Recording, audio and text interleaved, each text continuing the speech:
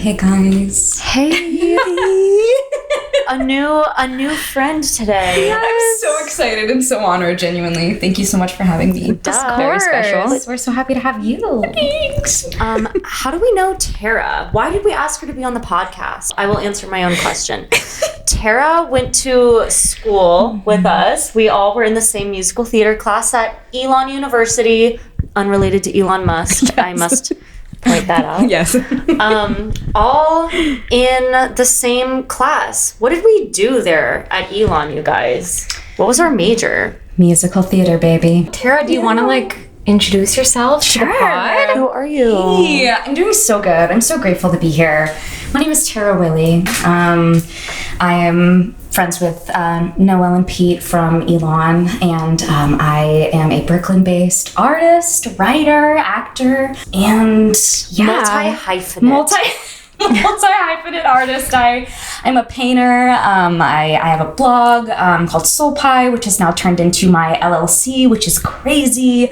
And I've started just kind of doing work and art for brands, as well as just myself. I had my first gallery back in February. I went and it was I cried multiple times. I was sobbing at your gallery, actually. Remember? Yes, I do. It was the sweetest thing in the entire world. I just it was so beautiful. Thank you. Tara's such an incredible artist. She's so amazing. Thank you. Tara's the best. I'm already sweating. Oh, yeah. I'm sweating too, honestly. It's hot in here. It is hot in here. I'm trying this new natural deodorant. I've had several battles with natural deodorants. Same. And this one, I think it's working, but I do have to reapply. But I am a little bit more sweaty, but I guess that's a good thing. It's my body's full of so much love that it's oh my God, I have so much love. I need to get it out. To excrete. Yeah, I need to excrete. No, I love that. You guys, yesterday after I got acupuncture for the very first time, when I was done, I was drenched in sweat. I don't know if that really? happened to you. I was covered in sweat. And I also felt 10 pounds lighter after it. I've been feeling so bloated recently, which is fine. But I've just been feeling I've been eating so many sweets recently, which is fine and amazing for my heart and soul. Yes. But after acupuncture, I felt not bloated anymore, and I was covered in sweat, and I feel like I sweat everything out of my body. All your toxins. Literally. Dude, I've heard acupuncture is literal magic. I've been dying to try it at some point. It was crazy. We both got it this week. Yeah. Which is I got it on Monday, and Noelle got it on Tuesday. Yep. Yeah. For the first time. It was both of our first times. But I'm actually going back on Monday because I'm trying to make it a consistent thing. Good, I love that for you. To see what it can do. Mm-hmm. Yes. But Yeah. What were we just talking about? You were introducing natural deodorant. Oh, yes. You guys were being so kind, and then I was starting to sweat, and then I was talking about my natural deodorant. But What brand have you been using? So it's Curie. And so how I got into Curie is it's a little bit pricey, but I'm you know what? It's worth it, I think. I'm all of my body care, I try to make it as natural as possible. It's just a thing that I have in my mind that I just want. But deodorant was the one that I just never could do. You want to smell good. Yeah, I want to smell good, and I just am a social sweater, aka I just sweat anytime, all the time when I'm around people, whether or not something's happening, my body's hey, I'm hot, and I need to get it out. Yeah. So I was doing hot yoga for a period of time when I had my climbing injury, and they had in their bougie bathroom this Curie deodorant spray, not a communal stick. Let me make that very clear. Oh my God, a communal stick would be crazy. So crazy. Communal stick. But yeah, so I was I'm gonna spray this, and it actually worked. And I'm that's crazy. I've never tried a natural deodorant that I liked. I actually did write an entire blog post about natural deodorant as a metaphor for life, but also just about natural deodorant in general. I've had lots of battles with it. It's given me a rash. It's made my armpits smell like marijuana. Oh my God. It's been a journey. But this one works. So that's why I decided to buy it this time. How much is one bottle of it? I want to say maybe 11. That's not bad at all. It's not terrible. And usually I buy the Old Spice, and that's maybe 8 or 9. So it's not crazy. But Yeah, I've been liking it so far. It's like a santal scent. I might have to try it. I used to be such a natural deodorant girly. Yeah. And I found one that worked for me because it was the only one that ever worked. But I decided to switch back over when I bought one, and it was just like, it wasn't the like formula itself, it was like the packaging, I guess. Like it was just crumbling all over to the point it was crumbling on you. It was not usable. Yeah. But I used that for years and years and years. And there was one time I, for some reason, like went back to a regular deodorant and it gave me a rash. Actually, I think my armpits were just so used to like the natural. So I went back, I used like Degree or Secret or something, and my armpits were on fire. It was crazy. I had like an allergic reaction. Well, did you try the natural deodorant I got you from Thailand? I did. I don't remember. I don't think it really worked that well, Damn. unfortunately. That's one of the gifts I brought Pete from Thailand. I saw natural deodorant in this like little like artsy, earthy city called Pai. The best. We love that. And I was like, I have to get Pete this Thai natural deodorant. And I guess it didn't work, but that's okay. It is okay. The thought was beautiful. I love that, like, you know her so well. it was that such you're a like, niche natural like of deodorant. mine. Pete loves natural deodorant. Yes. I was like, I have to that. get That's you gorgeous. this natural deodorant. It did smell really good. Yeah. But it didn't quite last. But really, the only one that's ever worked for me is the Hey Humans one. Wow, we've been talking about deodorant for a while. This is going to be a long episode, y'all. Wait. Okay. Tara, do you have anything else to say about yourself before we introduce our sip of the week? Not necessarily. I'm just grateful to be here. Well, Yeah. we're grateful to have you. Thanks. Y'all, right. what are of the we week. drinking today? Well, wait, we named it last night. Last night we had a FaceTime call with Tara and we named the drink because Tara, did you create this drink? I did. I've started blending various juices and then diluting them with a sparkling water over ice, and it's so refreshing. It's been my vibe lately. So this one, it's the Power of 7 red juice from Trader Joe's. Oh wait, we never said what we named the drink. Yeah. Sweet Tart. Sweetheart. Because we call Tara Tart sometimes. And she's so sweet. Yes. Cheers. Eye contact with the camera. Those noises are horrible, Yeah. but I'll cut them out. It's so yummalicious. It is. And it's so pretty looking. Thank you. I know. She's gorge. That is She is gorgeous. Okay. Let's move on to our Smile of the Week segment. Love this segment. You guys, if you've been listening, are familiar. Every week we mention one thing that made us smile throughout the week, just to kind of put our gratitude into practice. So, Tara, why don't you go first? Okay. I've been thinking about this.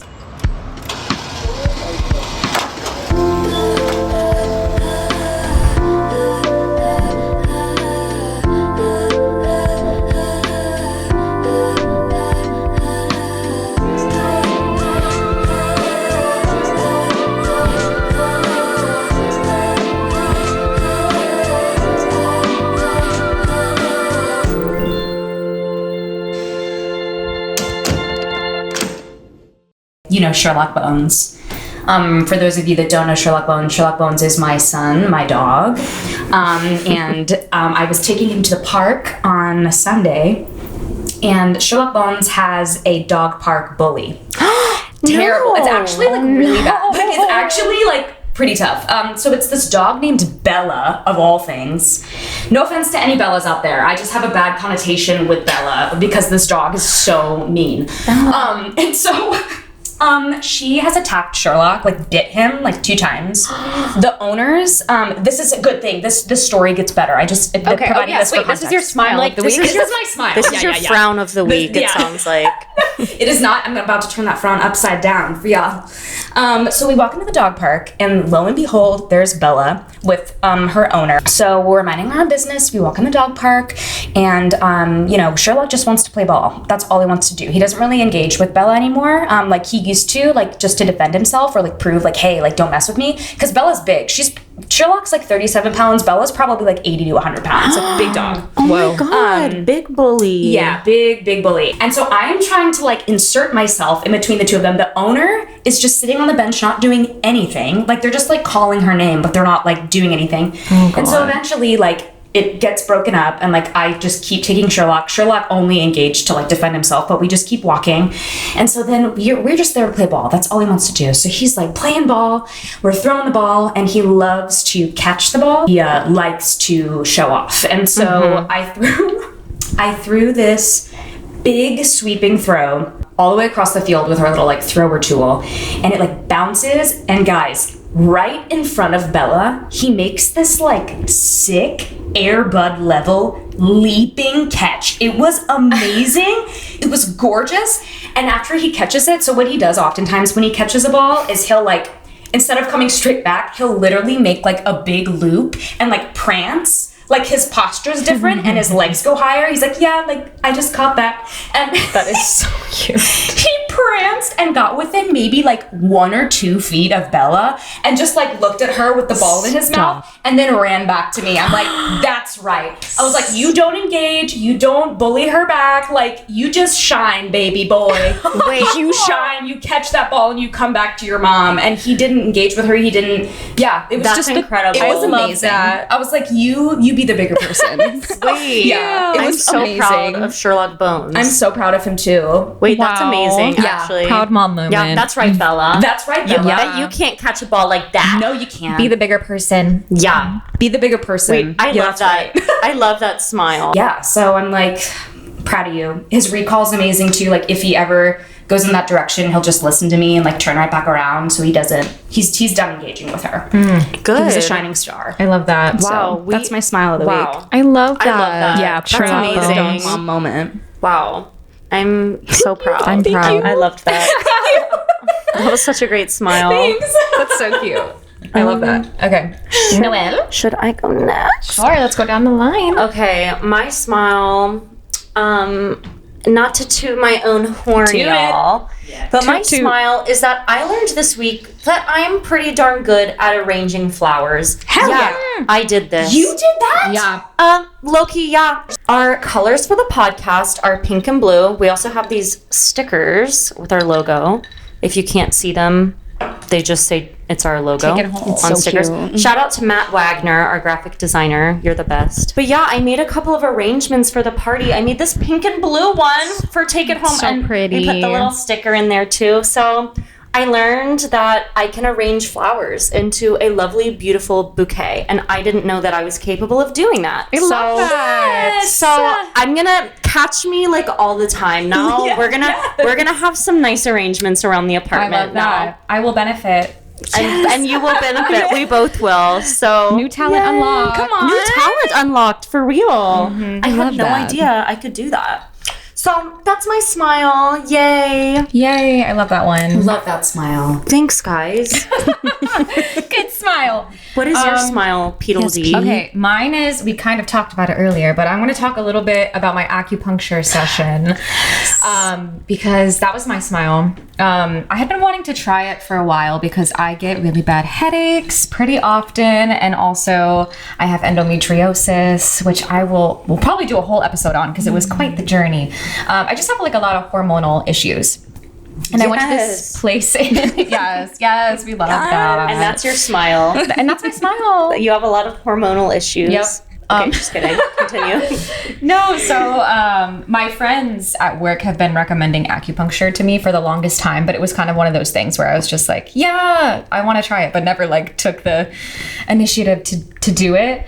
But my friend, she has a membership at this place called, I think you could pronounce it Within. It's WTHN. Yeah, WTHN. Mm-hmm. They have locations across the city, and there's one in Williamsburg. And since she has a membership there, they gave her, like, free guest passes for her friends to try their first session for free. And she was like, I know you've been wanting to try this. Like, let me forward you this email and you go. And I was like, thank you. That's amazing. And then I also gave it to Noelle, which is how she went. Thank you. Yes. So I went. It was indeed free. Almost sounds too good to be true. Literally That's free. gorgeous. Yeah, because I think one session is like $115 or something. Basically, they had all these different specialists, like different, they call them healers, that specialize in different, areas. So I chose one woman who, on her thing, it said hormonal imbalances, hormonal like conditions, whatever. And I was like, okay, perfect, booking with her. And I got there. It was like a lovely experience. We really delved deep into my issues and what I wanted to work on. And I mainly said, let's focus on the headaches because that's probably my most like constant issue. So she put a bunch of needles in my feet. The little section of your hand between your thumb and your pointer finger, like that pressure point there. She put like 3 in different parts of my head. And then like some in my shins, like almost near my knees.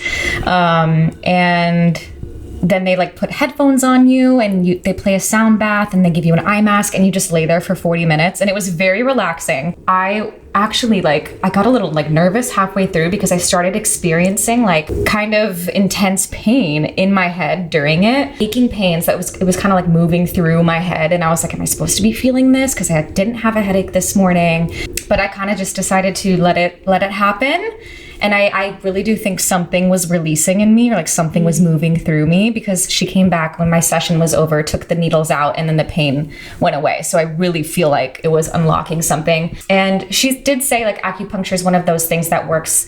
The more you do it, the more it will work. So that's why I'm going back, because I don't know, I believe in all that stuff. Like too. Energy releasing, flowing through you and all that. Sure. But 100%. Yeah, and then I felt so zen after for the rest of the day. And I was like, this might be my new wellness, love that for you. Wellness thing that I treat myself to. So yeah, we'll see if I'll keep you guys updated if it works over time. Dude, the fact that it was free felt too good to be true. I know. Also, I know. I was like so skeptical. I was like, I feel like I'm going to get out of here and I'm going to have to pay something. Yeah. But it was literally free. It was free. I love that. And now you're going back a lot. They get customers like me who they're like, do you want to buy 3 more sessions at a discounted price? And I was like, yes. So that's why, they offer the free, they try to rope you in, and they got me. So Yes. that was my smile. Oh, that's so good. Have you ever done acupuncture? I haven't. It's something that I really have wanted to try, but I just haven't yet, I guess. And I'm not really sure why. There is a part of it that like scares me a little bit. It does not hurt at all. There's a reason why it's so big and why people swear by it, because it really works, It just seems like a really beautiful thing. And the fact that you had such like a poignant experience too, that's kind of weird. That's like, really I almost, special. You know how they gave you like a call button? Yeah. Like just in case you need, I like almost pressed it. I was like, my head really hurts. Yeah. I love how it's like specialized too. Yeah. I think that's really cool. Like we got completely different things when we went, because I went for more shoulder tension and like stress, and I was laying on my stomach and you were on your back. But they put them like all in my back, and then a couple of spots like in my legs. Where else did they put them? Like in my shoulders and stuff. Yeah, it was crazy town. Maybe I'll go book an appointment. You should. No, you should. You need to. Cool. Okay. All right. Should we get into our topic? No. Today. Okay. Okay, anyways, yes, we should get into our topic. Our main conversation today is surrendering to your truth. It's something that the 3 of us have kind of been discussing. Tara has just a story about surrendering to your truth. So, when we have guests on this podcast, we're really going to try to make it a collaborative experience of like, what do we want to talk about? So we asked Tara, what's been on your mind? What's been on your heart? What do you really want to share on Take It Home? So Tara, do you want to talk a little bit about why this has been something you want to talk about? Absolutely. When y'all reached out to me about being on the podcast and just asked, what's been on your heart? What do you feel like you want to talk about? I feel like the most resounding saying yes was to kind of talk about the massive change that my heart and my spirit have undergone in the last 2 years. For those of you that don't know me, I have been a performer, musical theater, singer, actor, dancer my whole life. I started when I was 3. When I was 7, 8, I got super into dance. It was just my whole identity. It was my whole life. It was my greatest passion. I dedicated my entire life, entire childhood and teenhood to the performing arts. Went to school for it. And again, this was all by my choice. I wasn't, forced into it or pressured into it by any like parents or adults or anything like that. But it was the pinnacle like of my existence. I would kind of feel these quiet voices in my head kind of come up from my gut and be like, are you really happy? Are you really healthy? These truths that seemed so quiet, but in actuality were like so loud. And I think my identity and my just whole life, I dedicated every ounce of myself and the idea I had of myself, the idea I had of my future. All I ever wanted and centered my life around was dancing, was performing. And it's weird. I'm still kind of learning how to talk about this because the genuine love and passion for it is and was there. To this day, I think one of the most difficult things I've had to come to terms with is, I have had a lot of voices that in my head that are telling me like, oh, like if only like you were like stronger, like, oh, you were just too weak, like, oh, like you just like couldn't handle the pressure, like, oh, like everyone's gonna be like, so like you're letting yourself down. Like I had a really messed up like relationship with my inner child. At one point, I don't believe that I was the one that made the decision. I think life made it for me. I think I couldn't go on any longer living the way that I was living. Just because I couldn't ignore the quiet truth that had become so loud and I couldn't suppress it anymore. And it's the story of what it means to have so many narratives about who you are in your mind, and then realize that you were never the one holding the pen who wrote those. And so I have to be the one to pick up the pen and write my own story, do something for myself and not this past version of me that I feel like I need to cling on to, that I need to white knuckle grip. Nothing is worth sacrificing who you truly are. Nothing is worth sacrificing your life, really, your life for your pride. It's just not worth it. And I don't even think maybe in the moment it was pride. I think a lot of it was fear.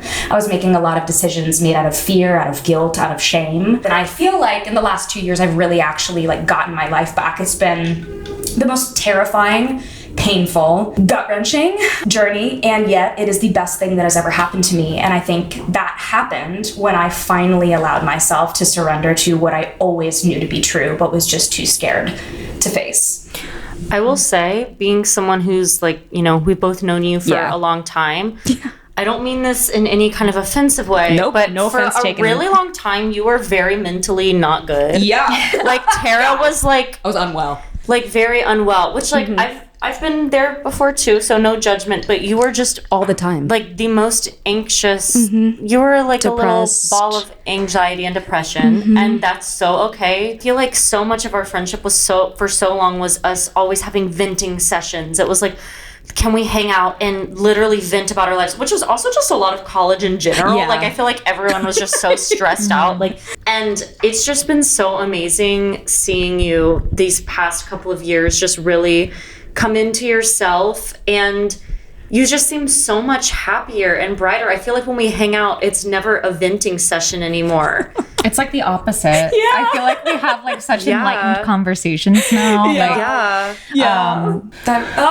does that like make me want to tear up a little bit? No, literally, thank you so much. And I agree with what you said. My family will be the first one to say it. Like the last 2 years, they're like, we're just so, they literally said verbatim, they're like, we're just so happy that you're like okay, that you're like finally okay, because like people were like worried sick about me, and I was too, if I'm gonna be honest. Like I'm gonna get really vulnerable. It's like there was a lot of just disordic stuff. There was, prescription drug abuse. There was eating disorders. There was a lot of me saying I'm fine or doing things or, little white lies for the sake of like just keeping like whatever like anxiety shame monster that like kind of ruled my entire consciousness.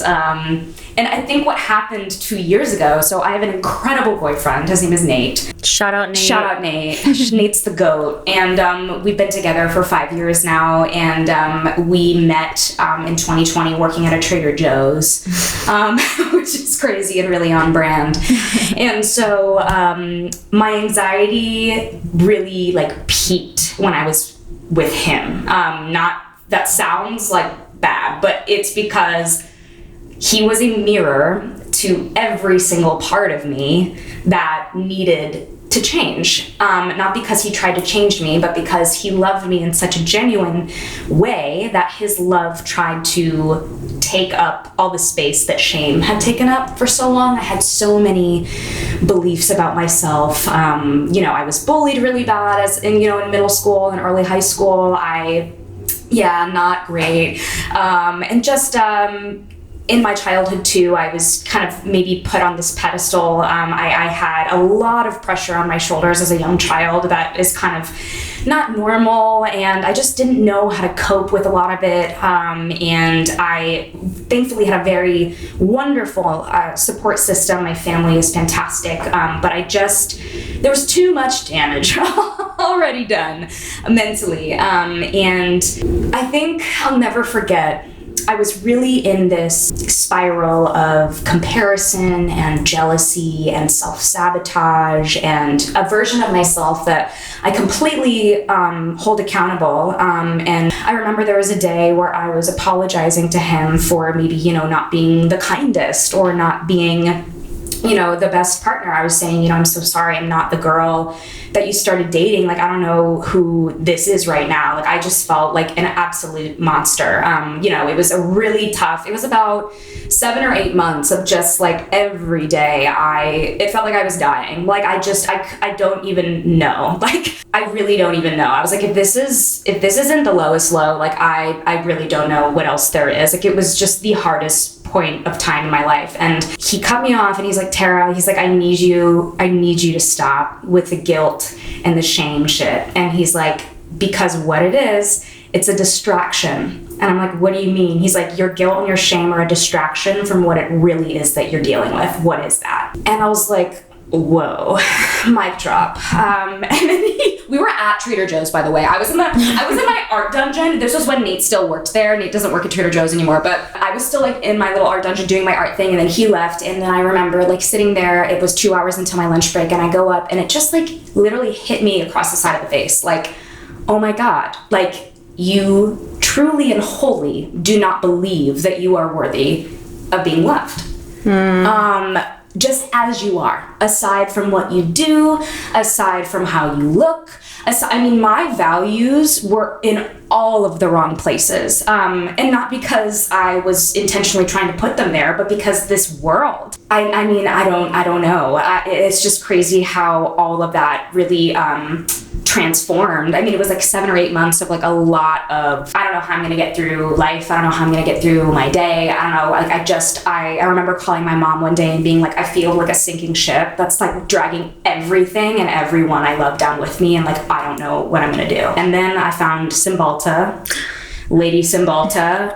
It really works for me. And so that kind of started, and yeah, that's been a huge help. I'm grateful because I still feel all the scope of my emotions. I'm learning how to feel anger. I learned that I suppressed anger my whole life. I didn't know how to do that. I've been having a lot of conversations with young women about anger, and that's been really cool. We are so full of rage, understandably. Yeah, female rage. Interesting about anger is people always say it's like a layer on top of another emotion, right? Like, yes, if you're angry about something, there's always something underneath it. So like, The Artist's Way has a whole section on anger, and it's like people get so frustrated by being angry because no one likes to feel angry, but you're probably angry for a reason. Like, for example, if you're feeling angry at another person, it's either telling you that there's something wrong with the relationship, or maybe there's something wrong with, I mean, I wanted to say wrong with you, but I don't mean it like that. Of like, course. But just feeling irritable or angry. It's like, is it because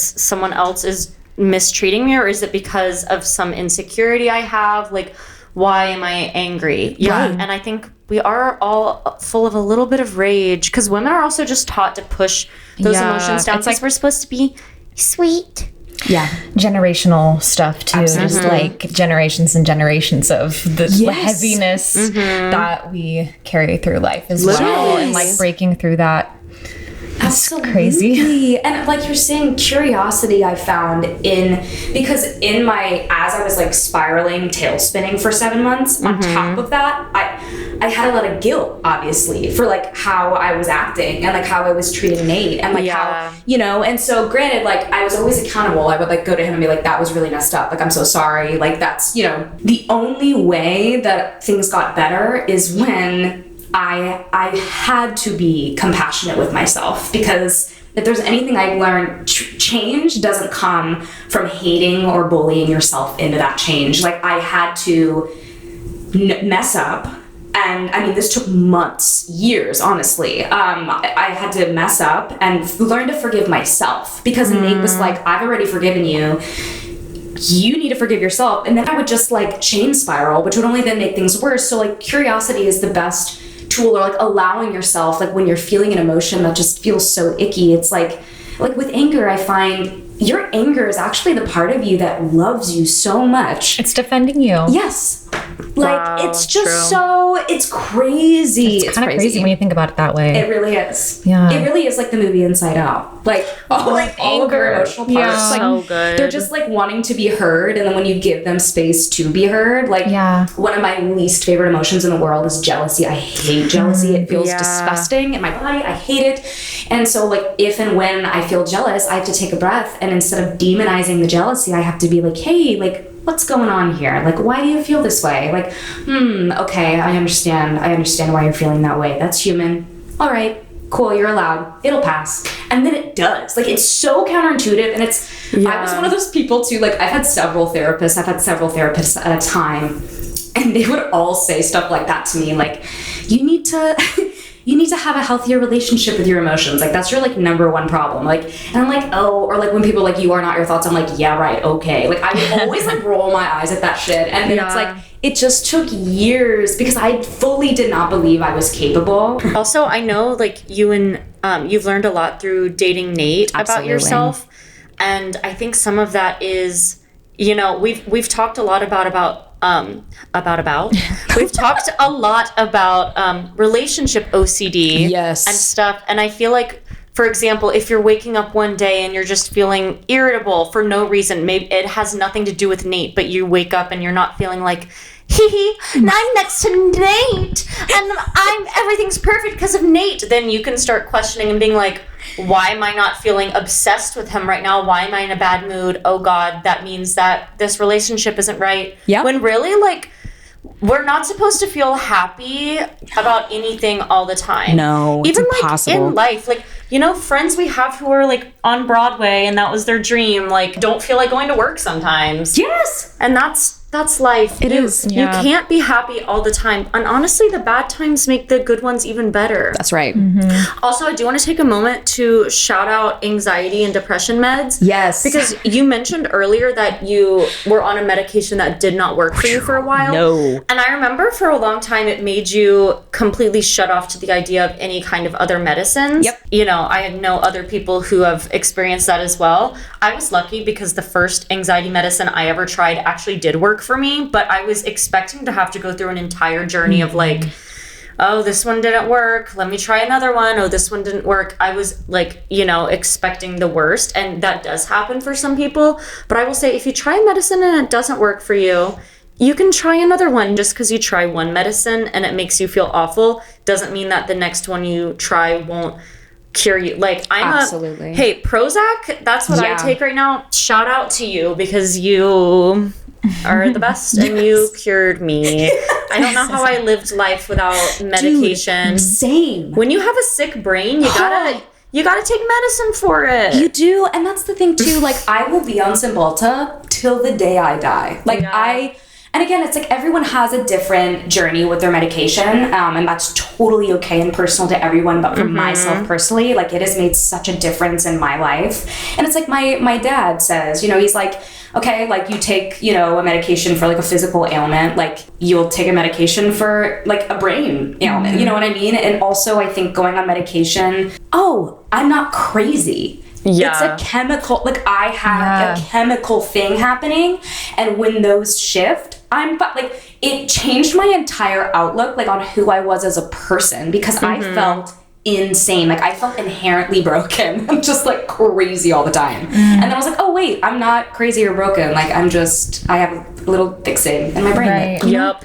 It was huge. Yeah. I feel like that's so hard too, because how do you know whether or not a medication is like working for you, you know? Like, it's like, how do I use my judgment about whether or not this is making me feel better? Like, and then I'm sure it probably takes time as well for it to kick in. Well, and then when you get off of a medication, like it takes time to wean yourself off of that and then try a different one. Like that's a journey. So, I mean, it's amazing that you found something that works for you. I'm so happy I remember when I first started mine too, I was asking some of my coworkers at Lululemon at the time who were also on medication for sick little brains. And I was like, how do you know, like when it starts working, blah, blah, blah. And I remember one girl being like, honestly, like it's not like one day you just wake up and you're like, it works. Just going out to eat made me anxious. And I think that people didn't even know that because it wasn't something I wouldn't be freaking out at dinner, but on the inside I'd be like, don't have a panic attack at dinner, Noelle, like for no reason. And that's so not normal.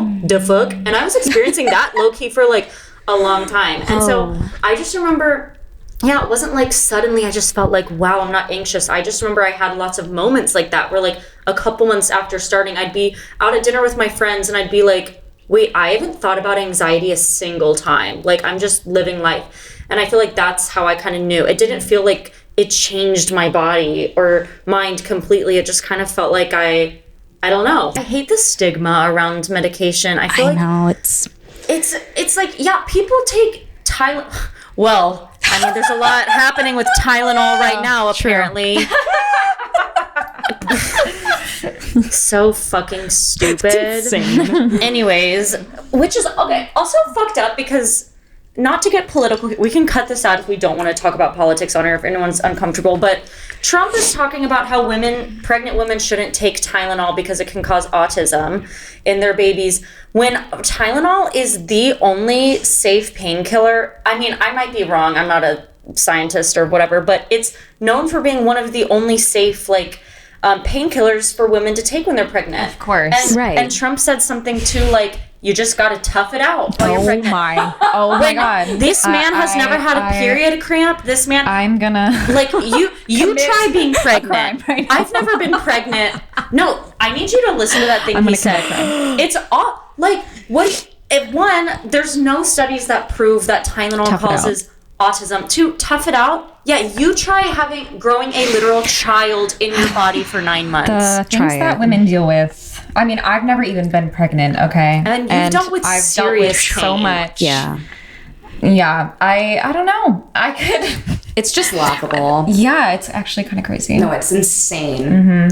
So anyways, like how people take Tylenol. People take Tylenol or Advil when they're in pain. People take medicines all the time for autoimmune disorders, like everything. Why is it different with your brain? Like it shouldn't be. It's literally chemical imbalances. Like it is physical. It's mental, but it is also literally physically what's happening in your brain. Right. And that's why like anxiety and depression and all of these like mental illnesses can be genetic too. Like me and my sister are both mentally ill. Like, I don't think and that also sounds just so like mentally ill, like we're dying. But it's just that sounds so much. It's an illness of your brain. It's like literally normal. Yeah. It's so normal. So many people deal with this. Like, I had friends being like, you should really be medicated. And I was like, I'm scared of medicine. And now I'm like, that's valid too. It's scary. You have to do it when you're ready. Yeah, because I have health anxiety, and that includes like I don't like trying new medicines and stuff. And so especially being unmedicated, so I'm already really anxious, and having this medicine in front of me, I'm like, this medicine is gonna kill me. Well, like when I first started taking it, I was like, you know, as actors, as artists, like you fear it's gonna stifle your experience, like as a human. I can full stop say, in my personal experience, again, it's so different for everyone, but that hasn't been the case, and I'm very grateful. It's amazing. No, yeah. I want to pivot. Tara, I want to delve more into what you were talking about with dance and acting and musical theater and all of that, kind of having to unravel your identity from that. Oh yeah. Let's talk about that. Was there like, because I can relate. Mm-hmm. Was there a moment, like a epiphany type thing, a rock bottom, like a turning point where you realized I need to? I think it was the spring of 2021.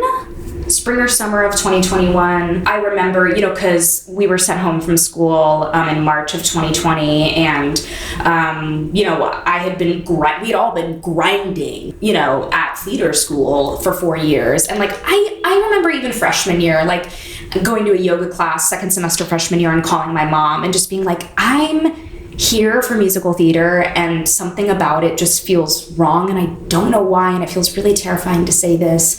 That was right outside my freshman dorm, you know, and it's something, I don't know what it was exactly, but that was like the first ding. And then the second time, it was after I've had like, you know, about a year of space from school. And I just over that year felt just how much more human I was. I think, you know, I wasn't singing, acting, dancing 24/7. I think part of that was maybe just the way that, you know, a lot of musical theater programs are structured, or just the way that I had been grinding my entire life. Like I had a pretty like normal childhood, but in a lot of ways it wasn't normal. Like I was just dancing all the time. I was always training. I was spending 20+ hour weekends in the dance studio. Again, all by my choice. I love that shit. Will forever, always, some of my best memories.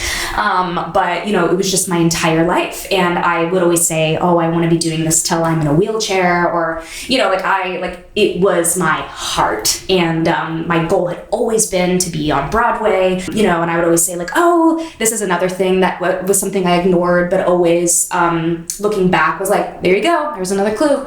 It was, like after I graduate college, like I want to go to New York, and then like my dream is to be on Broadway, like hopefully like, you know, that will succeed. But then after that, like I'm going to move out west, and like I'm going to live like on a farm, and like I'm going to be an artist, and like all of this stuff. And the second half of that was always so much more exciting and full of joy. Like, and even like in school, like I was always, I hung out with a lot of like non-theater people. Like I didn't know a lot of stuff about theater. Like I didn't really like care about like what was on Broadway or like who was on Broadway. Like I was just like, oh cool. Like I just loved theater for the sake of theater. And like I was good at it and I enjoyed that. And I think it became over time more of how high can you kick your leg? How high can you sing this note? And less about enjoying it. Yep. And so it morphed into from passion into just like self-loathing central all the time. Like you're never good enough. You're not. And whenever I was in theater spaces, I was just always so like full of comparison and jealousy, and like that wasn't a normal heart posture for me. Like, and then because of that anxiety and jealousy and comparison, like I beat up on myself. Like I would internalize all of that, and then it was just this big spiral. And so the moment I looked at my mom and I said out loud for the first time, because there's something powerful, and I know y'all know this, about saying something out loud for the first time. Yeah. Not thinking it, not writing it down, but speaking it. I looked at her and I said, I never thought I'd say this in my entire life, but why am I a happier and healthier version of myself when I'm not dancing, when I'm not performing? It was terrifying because there wasn't a world in which I wasn't doing that, in which I wasn't pursuing that at all. And so I also discovered in the pandemic, Howard Fine, he's an acting teacher over in LA, and his whole studio, and I kind of got into that, and I just kind of started to fall more in love with like acting and straight acting, and I found that was such a beautiful place where I could show up as Tara, you know, and I could audition, but I didn't feel like I needed to fit into a box. Maybe because it's just something that I chose to do. Yeah. But again, it's like, I don't really know where my life is taking me, but I think on top of that, I realized I cannot live a life that's completely outside of my control. Like, I had my job at Trader Joe's when I moved here. Like, my first two years here were really tough. I hated it here. I was just really not doing great and really, really hard. And because it's like I had my job at Trader Joe's, and then the only other thing outside of, not even Trader Joe's didn't give me like a sense of purpose or like a sense of like, I'm here not to work at Trader Joe's. Like, I'm here to, perform and do what I love. And so, auditions and getting auditions, that's out of your control. Sometimes it's real slow and sometimes it's busy. And so it's like, well, I'd feel great when I was getting a lot of auditions, and then in the slow season, I would just feel like shit. And I'm like, I can't live my life like this. Like, so then that birthed the, I love to write. I've always loved writing, and I follow a lot of Substacks. I follow a lot of email newsletters. And I was like, what if I did that for myself? Like, what if I created a creative life or a sense of creative purpose outside of acting that's in my control, that I can dedicate my time and energy to, so that I can still do the acting stuff, but so that I can have my job at Trader Joe's and then have something outside of it that gives me a sense of purpose. And so thus Soul Pie was born, and it was just a Substack blog that I would write, and it's the first creative thing, honestly, in my life that I've ever done that's just for me. I didn't even care if people were going to read it. I was like, I just want to write because I love to write. And ultimately, I want to be a writer, maybe in some form. So I was like, I don't have any body of work to show for. So I was like, let me build it myself. Nate was always like, what if you sold prints? And I was like, no, I don't really have done that before. I don't really think people would like it. It just seems like, whereas, your brain will make so many excuses for oh, I don't have time, I don't have whatever, which sometimes legitimately is very true. But in my circumstance, it wasn't. It was fear. And so then, lo and behold, I mean, when, I kind of, this is now, we're into late 2023 into 2024, which is when my whole mental freak out was. And from there, after I got on the medication, I could fully allow myself to lean into all of these parts of myself that I never allowed myself to, because I had this belief that if I'm not pursuing acting or theater or whatever with my full chest, that I'm not deserving, or I'm lazy, or someone else is always working, all of those lies that you're fed. Y'all, I, for the first time at the time, my 26 years on this big ball, I did not take a dance class, I did not take an acting lesson, and I did not take a voice lesson, and it was the best year of my life. Hell, oh my God. I discovered who Tara was, and getting there was terrible, pun intended, I guess. But terrible. I was like, dang it, I'm gonna have to call it out. Terrible. I really leaned into my rock climbing, which I'd always wanted to do. I really, I tried jujitsu. I leaned into my art. I started selling my prints, which then led to selling prints at coffee shops, led me having a gallery, led me, partnering with all of these wonderful brands, which led to an LLC, which led to doing all of the art and branding for, a brand new restaurant in the West Village. Just crazy stuff, crazy stuff. Crazy. And when I allowed myself to surrender to what I knew to be true, what I always really knew to be true, it's unbelievable how the world opened its arms to me to just be. I actually found a note in my phone from junior year of college, and this was a legitimate question. Because sometimes, I don't know if you guys ever do this, I just scroll through my notes. I'm like, what was on my mind? What was I thinking? My notes app is scary. It's the same. I think every girl's notes app is scary. I love it. It's like butter, milk, eggs. I hate everything and everyone. Right? Will I ever be successful? Yes. I genuinely asked the question, am I allowed to be happy?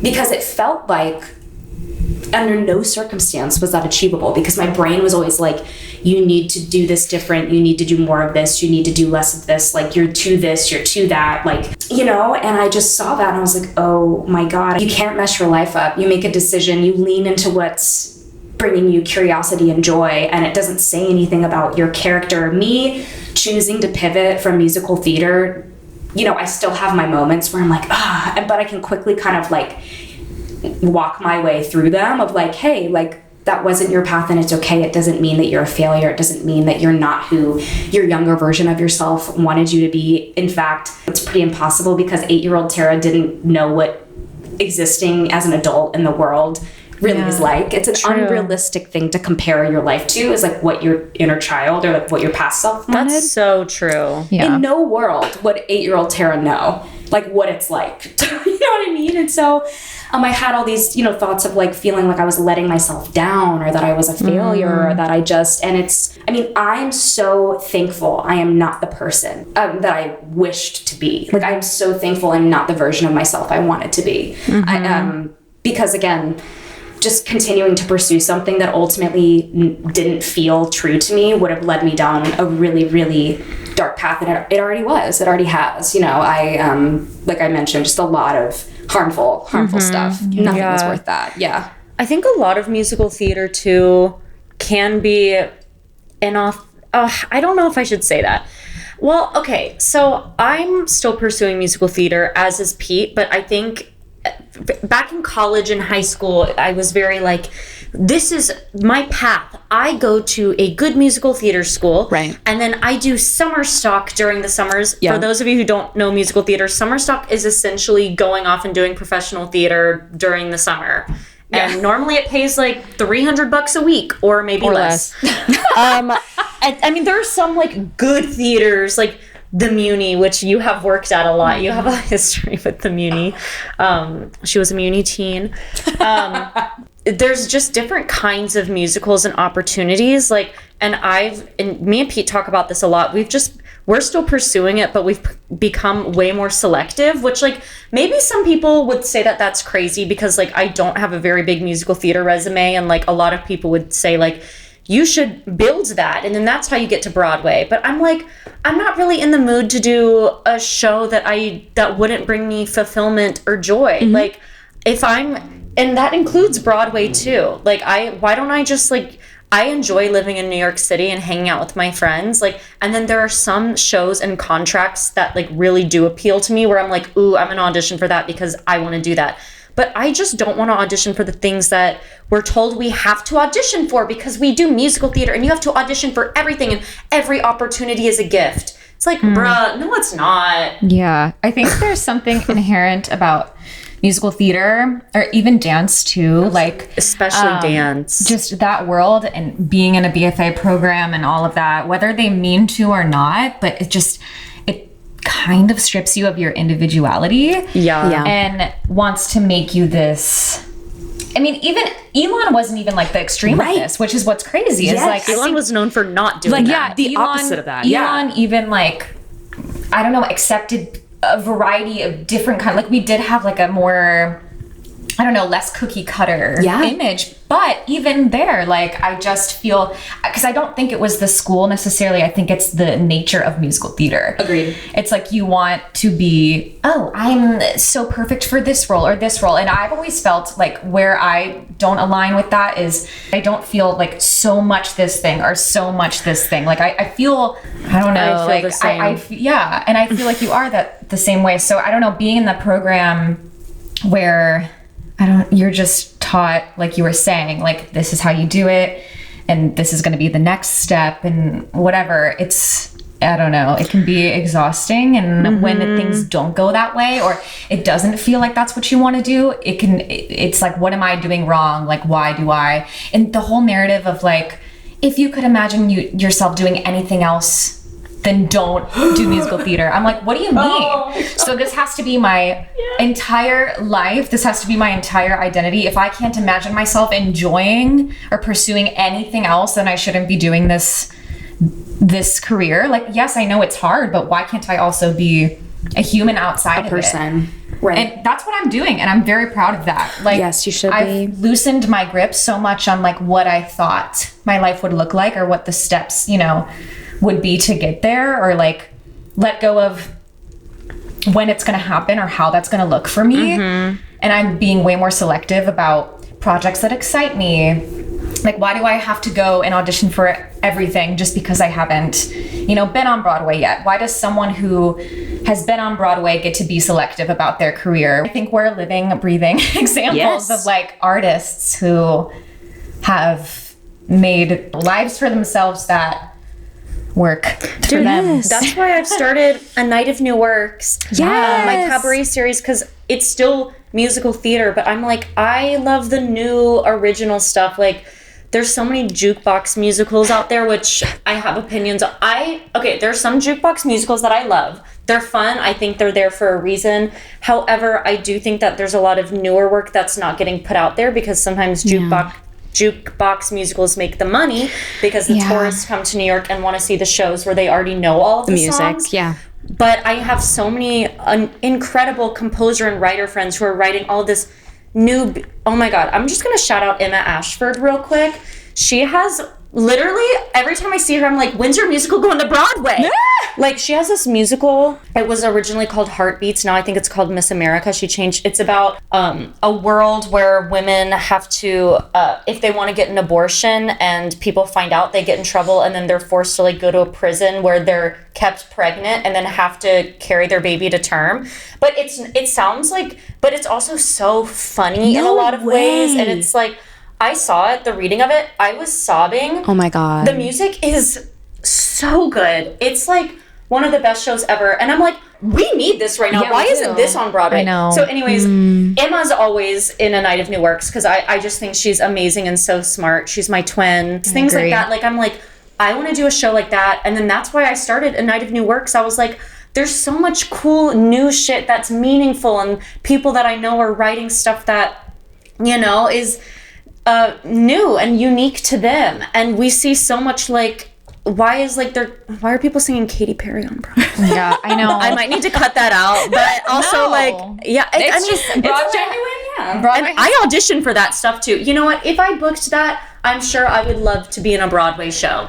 However, like, the goal is to be in my life is to make money doing what's artistically fulfilling to me. That's right. And I think there's just so much new stuff that people aren't seeing because people won't give it opportunities. And so, that's what I have to say about that. I agree. Yeah, it's, for me, it's not just, like, I do love performing, but it's so much deeper than that. That's right. Exactly. And you know what's crazy? Because you were talking about your love for writing and how you kind of discovered that, and everything you said was so to a T my experience with when I started writing music. Like, how it was something of just yours that you weren't doing for anyone else, that was like exercising your artistic side and didn't really have anything to do with theater. That's how I felt when I started writing music. And it was actually, when I started writing music, was the first time I felt like an artist. Yeah. It made me feel like, oh, I'm actually creating something. And not just like I'm painting on the canvas, not being the canvas. Right. Of, like, you know, being a character, doing, you know, following someone else's direction. That's right. And that's its own art. That's its own thing. But I just didn't resonate with that as much on an artistic level. Yeah. So, yeah. But I seek out opportunities and projects where, it's deeper than just wanting to perform. It's like, I want to send a message, or you want to be a part of work that's meaningful. It's a service. Yes. What I've discovered is when I took myself out of the center of the work, whether that was acting, whether that was art, whether that was writing, because I feel like with growing up, you know, my heart posture was very like, I need to perform at this level, or else like it felt like I was gonna die, or I felt like I was gonna like let everyone down, when like that's all external, right? And like even in the form of my like LLC, or just in my art, you know, or just in my blog or whatever, you know, I have had a lot of people tell me like, oh, you need to do this, you need to do this, you need to do that, and like, you know, it just, for me personally, like creating content has never felt like it would be fulfilling. That just doesn't feel like it's my journey. I'm so wildly impressed by people that do that. Because it seems so hard, and that just never felt aligned with me. And it's been so interesting in the last couple of years how, and again, going back to what you were saying about just like with theater, it's like you're told like this is what you need to do in order to get here, and it's like, unfortunately, like, life doesn't work like that. You can do everything right and it's still not gonna happen. So then it makes you question yourself. It makes you question everything, you know?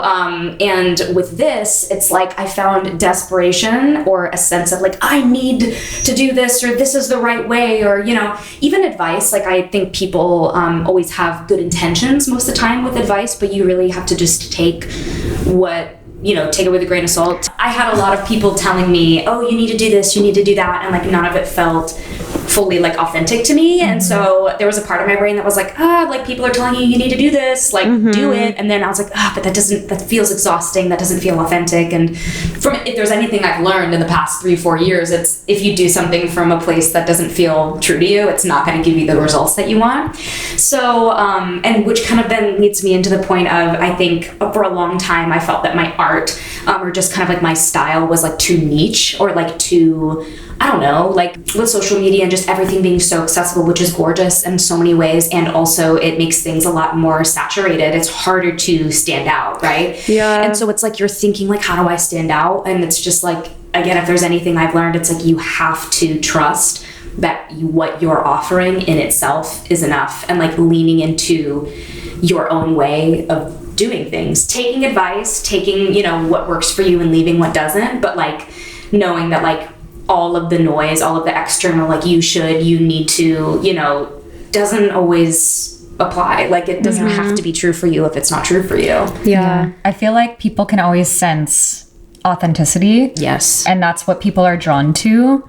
And I think it's inspiring too, if you're being authentic to yourself, to like encourage others to do the same. That's right. But yeah, it is so hard I struggle with that, with social media and everything. Just like, you're seeing so much, like way too much that we were ever like supposed to be exposed to. Literally. Yeah. So I don't know. There's a line between like inspiration and like just absorption. Yeah. Just being so like, I don't know, drowned out. Yes. By everything that you're seeing. And it's like, okay, well, who am I? Or like, honestly, for a while even, I was like, what even is my, like, not even like and of course I guess that's like a human natural thing to like not know, but like you have all of this, what it really is probably is data. You see what succeeds on social media. And so you see like what people are liking, you see what's trending. And so there's like this inclination to like push my art or push my content to like what's trending, which is a very useful business tool. Like a lot of people utilize that, and I so respect that. But for me personally, maybe it's just because I'm stubborn as hell. I just didn't, because I just was like, that doesn't sound like something I want to do, so I didn't do it. And yet I still experienced all of the, you know, success and the things even more than I could have ever imagined, because I remained true to my timing and my journey, even though it wasn't what I thought it was, even though you know, but it will always give you what you put into it spiritually. And being true to you. You know? So, I just feel like it's kind of goes back to what we were saying about enjoying the journey, enjoying the process, because if you're not, life is too short, you know, to spend your life and your time pursuing something that ultimately maybe brings you down or keeps you in a state of self-loathing or comparison. It's just, in my opinion and in my experience, it just wasn't worth it. Yeah. Wow, glad we have so much to say. Yeah. Well. All right. What are we taking home? What are we taking home today? So much. I feel like our conversation was so, I don't know. It covered an array of things, but getting to the root of it, what do you think, Tara? Yeah. I think to encapsulate it all in a concise way, I feel like all of what we talked about, in everything that you are and everything that you do and everything that you pursue, there is one core thing that doesn't change, and that is the fact that you are loved as you are, and you have the capacity and the capability to change at any moment. No change is permanent. And we are constantly becoming something. There is never, I've been trying to really live my life without goalposts, because once you reach a goalpost, then like another one's created, and it's like so human, it's subconscious. I don't think there's a world in which that'll ever like completely be eradicated from my mind. Knowing that your life journey, what you do, it's not a reflection of who you are. It's not a reflection of your character or your capacity, your ability to be or do whatever. Life is too short to spend your life not authentically who you are. It's just, and I feel so grateful that I had this soul crushing realization when I did. Like, I'm so grateful to be 27 and be in the space I am now. I'm so grateful that I didn't like force myself to keep doing that for another how many years, you know, because it was just not, it was not a good situation. So totally, I think I think that's what I'm taking home. It's like, do it. Like, you deserve to bet on yourself. Like, if there's something scary, like, you can't ignore your honest truth. So stop trying. Yeah. I love that. Yeah. Surrender to your truth, y'all. Surrender to your truth. Let it go. Let it go. Let it go. All right. Do we want to do our listener write-in? Yes. All right. It is time for our listener write-in segment. I'm so excited. And you who wrote this in, you're so lucky because we have Tara here today to also give her insight to your question, but it goes very well with what we're talking about today. She said, "Hi ladies, I have really enjoyed the podcast so far. I have a question and topic for you all to discuss. How do you all cope or respond to thoughts of comparison between your lives and others? Feeling like you aren't doing the right thing at the right time, or that people have it more together than you? Thanks and keep it up." Thank you so much. That's such a good question. That's such a good question, and it ties right into what we're talking about. But I think like to touch more on comparison specifically, because that is hard. And especially with what we were talking about with social media, like it's just human nature to compare your life to others around you. And I don't know if I've truly cracked the code there because I struggle with it. But yeah, I don't know. It's a tough.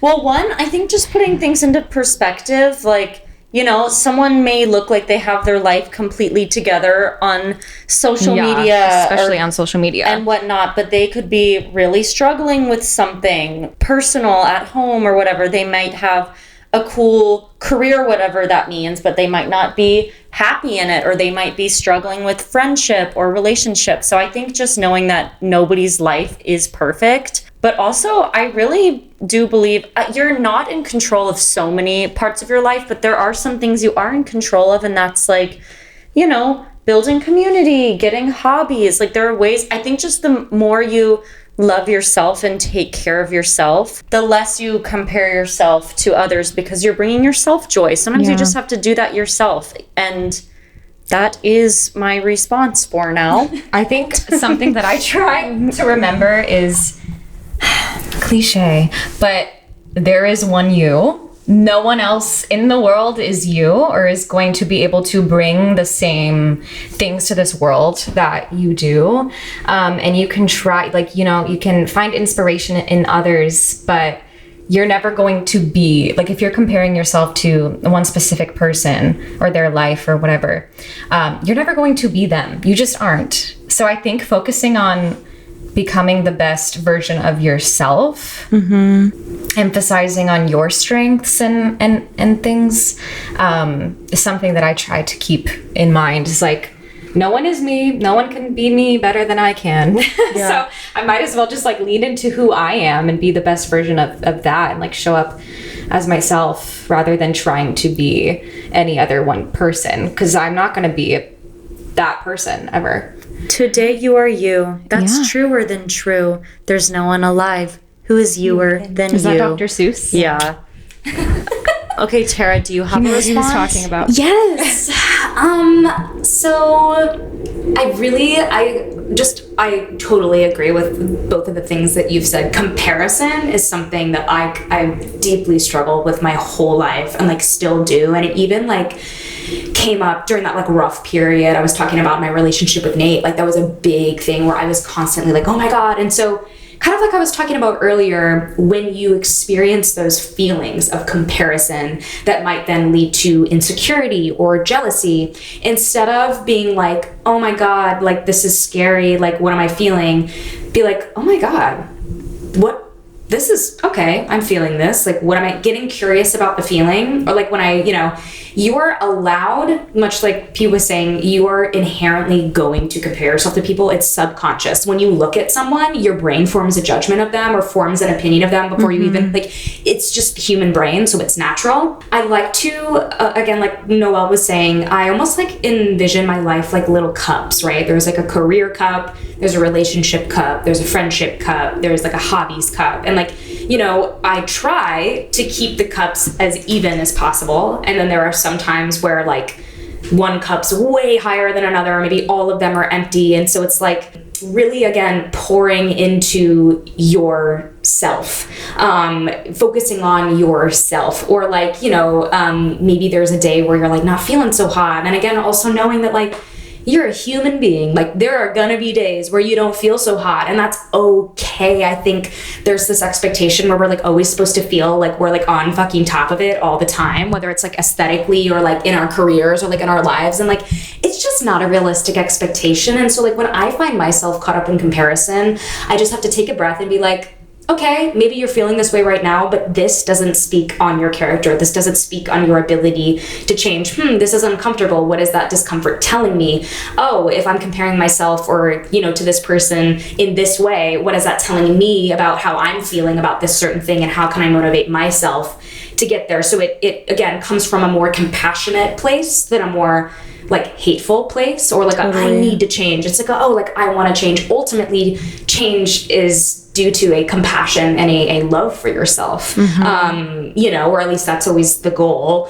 It's certainly much easier said than done, but it's just an inherent part of life. And I think when I haven't welcomed my comparison, because it just butts in the door, but when I give it a seat at the table and I don't like shove it away and I get curious about it, it always kind of you will have a solution when you allow yourself to sit with it for a little while, rather than maybe like panic and be like, because again, I've done this too, where I'm like, I need to buy this makeup, or I need to do this thing, or I need to get this shoe or whatever. Like it's just, all of it is like such noise, and it's a reflection of, again, something deeper, just like a little like, it'll always guide you when you get curious about it. So true. Yeah. Slay.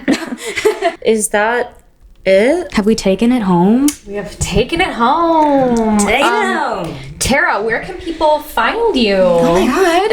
Hey. So my Instagram, I have Soul Pie Instagram and my personal Instagram. It's just my name, Tara _Willey is my personal gram. And then my Soul Pie Instagram is Soul Pie _. I also am like this close to like launching a Shopify website, so people can buy my art. You should. Also, you'll see my work on there for the restaurant. I'm doing a collaboration with another wonderful brand called Lady Katie. We're doing a series of nail stickers, press-on nails, merch, just like she's amazing, and I just feel super grateful to be on board with her. And my blog, the most important thing to me, it's Soul Pie on Substack, and that comes out the last Sunday of every month. And it's just like, my goal with that is to maybe talk about the hard things in life, or just human stuff that's maybe a little bit vulnerable or uncomfortable or heavy, with some sort of levity, or just, making it a little more approachable to talk about when it's maybe a little spooky. So I think that's everything. Wow. Amazing. Yeah. Amazing. Follow Tara and Soul Pie. Thanks, guys. And then please subscribe to Take It Home Pod on Spotify, Apple Podcasts, wherever you listen. You can follow us or find us on Instagram, TikTok, all the platforms at Take It Home Pod. If you're listening, you can watch it on YouTube at Take It Home Pod. If you have an idea for episode topic or a listener writing question that will stay anonymous, you can always DM us, give us your opinions. But do all the things to support us as we're trying to build our little community here. Yay! And thank you so much, Tara, We love Tara. coming on. This has been amazing as our first guest. It's such an honor. We love Tara. I love you guys so much. I This love was you too. truly so special. Wow. All right. Double hearts. We've started doing this at the end of our I love this. If you're listening, you can't see us, but we're doing something really cool. We're doing a hand heart. So go watch it on YouTube. Okay.